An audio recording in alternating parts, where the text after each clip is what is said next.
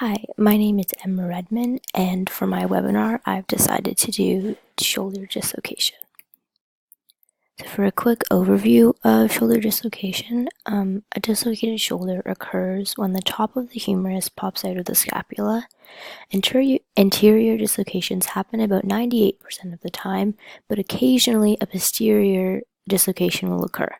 There are 4 different kinds of anterior dislocations: subcoracoid, subglenoid, subclavicular,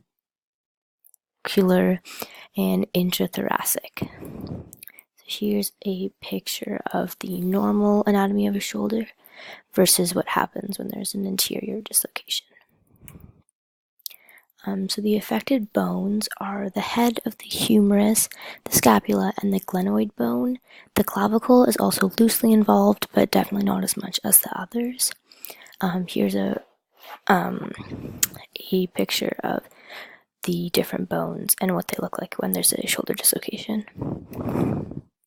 So the affected muscles, ligaments, and tendons are the rotator cuff muscles, which involve the supraspinatus muscle, the infraspinatus muscle, the teres minor muscle, and the subscapularis muscle.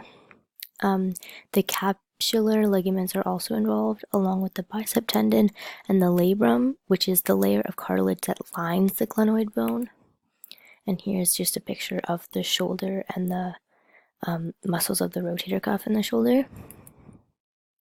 So the most common causes of a shoulder dislocation are sports injuries, such as in contact sports like football or in sports that involve falling like gymnastics or skiing. Seizures are also a very common cause because the muscle contractions can pull the arm out of place. The most common cause is falling on your shoulder with an outstretched arm, which can happen in many ways. So this is an example of like a contact sport like football where there's a shoulder dislocation, and this is an example of skiing. So there are many complications of a shoulder dislocation. So there's the possibility of nerve damage, such as damage to the axillary nerve, numbness, or sensory loss over the surface of the shoulder. There's also a risk of fractures to the head of the humerus, as well as a chance of shoulder joint instability, rotator cuff injury, or inability to abduct the arm. But the most common complication is recurrent shoulder dislocations. So here's a picture of an x-ray of a humerus fracture, which can happen.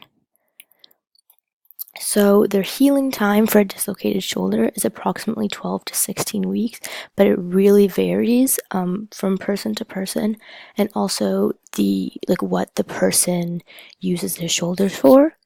For example, an athlete needs more recovery time as they are using their shoulder for more.